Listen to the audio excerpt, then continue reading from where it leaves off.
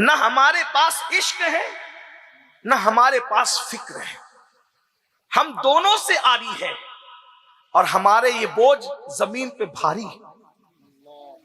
زمین بھی سوچتی ہوگی یہ بوجھ مجھ پر سے کب ہلکا ہوگا، یہ گناہوں کا بوجھ، یہ پاپ کا بوجھ، یہ جو ہم اتنے کلو کے ہیں، یہ پاپ کا بوجھ ہے زمین پر۔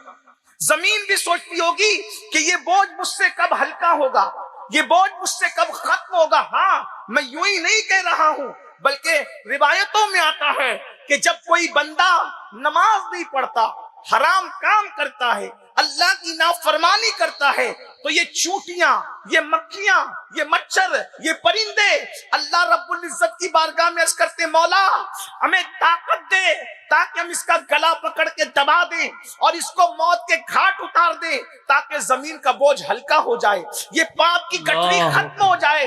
مجھے بتاؤ، جس سے مچھر بھی نفرت کرے، جس سے کھٹمل بھی نفرت کریں، جس سے چونٹیاں بھی نفرت کریں، جس سے پرندے بھی نفرت کریں، ارے یہاں تک کہ علماء نے لکھا ہے جب ٹھنڈی ہوائیں چلتی ہے پاپیوں کے قریب سے تو وہ ہوائیں بھی پاپیوں سے نفرت کرتی ہے۔ لوگ کہتے ہیں لوگ ہم سے نفرت کیوں کرتے ہیں؟ ہم نے کہا نفرت اس لیے کرتے ہیں کہ ہم اللہ کی نافرمانی کرتے ہیں۔ جس دن ہم اللہ کی فرما برداری کرنے لگے کوئی نفرت نہ کرے، سب محبت کرنے پر مجبور ہو جائیں۔ اللہ اکبر۔ تو عرض یہ کر رہا تھا 70 سال تک کسی کا جاگنا کیسے ممکن ہو سکتا ہے؟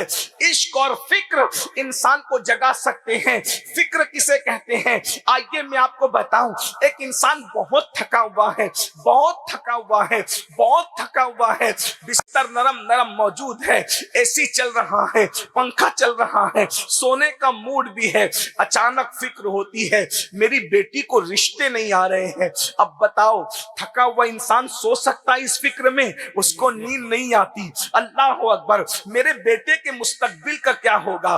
بولو اس فکر میں نیند آتی ہے۔ کتنے ایسے باپ اور مائیں یہاں موجود ہیں جو اللہ اکبر دن بھر کی تھکن کے باوجود بھی بیٹی کے رشتے کی فکر انہیں سونے نہیں دیتی۔ اب مجھے بتاؤ جب بیٹی کے مستقبل کی فکر تمہاری تھکن کے باوجود تمہیں رات رات بھر سونے نہیں دیتی تو اللہ اکبر جو بندہ آخرت کی فکر کرنے لگے اسے نیند کیسے آئے؟ وہ آخرت ہمیں نہیں پتا آخرت میں کیا ہوگا، غریب نواز جانتے تھے آخرت میں کیا ہوگا۔ فکر آخرت اللہ والوں کو سونے نہیں دیتی۔ یہ اور بات ہے ہمیں بیٹی کی فکر سونے نہیں دیتی، ہمیں بیٹے کی فکر سونے نہیں دیتی، اللہ والوں کو آخرت کی فکر سونے نہیں دیتی۔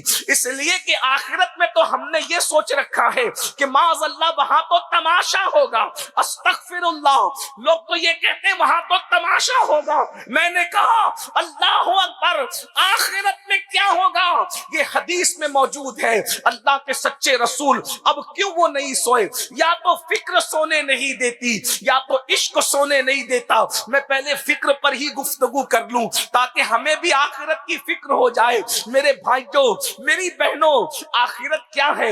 آخر کس فکر آخرت نے اللہ والوں کو سونے نہیں دیا؟ تو اللہ اکبر، میرے اور تمہارے آقا سچے رسول صادق و مصدوق مصطفیٰ کریم رؤوف الرحیم صلی اللہ علیہ وآلہ وسلم ارشاد فرماتے ہیں جب قیامت کا دن ہوگا، وہ قیامت کا دن جس کے بارے میں ہم دھڑلے سے کہتے ہیں جو ہوگا دیکھا جائے گا، جو ہوگا دیکھا جائے گا، وہاں تو تماشا ہوگا۔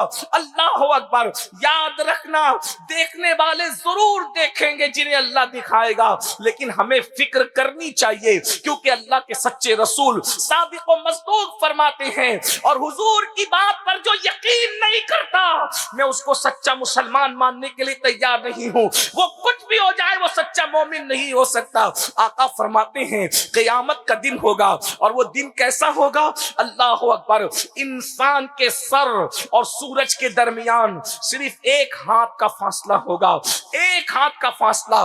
آج سورج جو ہے وہ چمک رہا ہے پشت کی طرف سے، اس دن سورج چمکے گا چہرے کی طرف سے اور لوگوں کے بھیجے ان کی کھوپڑیوں میں ایسے کھول رہے ہوں گے جیسے چولہے پہ رکھی ہوئی ہانڈی کے اندر پانی نہیں کھولتا ہے۔ مسلمانوں ذرا تصور کرو، ہمارے سچے رسول فرما رہے ہیں ہمارا کھوپڑی کے اندر بھیجا کھولنے والا ہے، وہ دن آنے والا ہے۔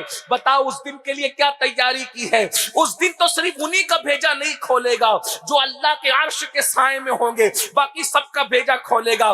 ہے کوئی گارنٹی کہ اللہ کے عرش کا سایہ ہمیں اور آپ کو ملے گا؟ جس کو سایہ نہیں ملے گا، اللہ اکبر، ذرا تصور تو کرنا میرے بھائی، مئی کی گرمی میں اس طریقے سے تڑپتے ہو، پتلے پتلے کپڑے پہنتے ہو، اے سی ڈھونڈتے ہو، سایہ ڈھونڈتے ہو، دوپہر میں کوئی گھر کے باہر نہیں نکلتا۔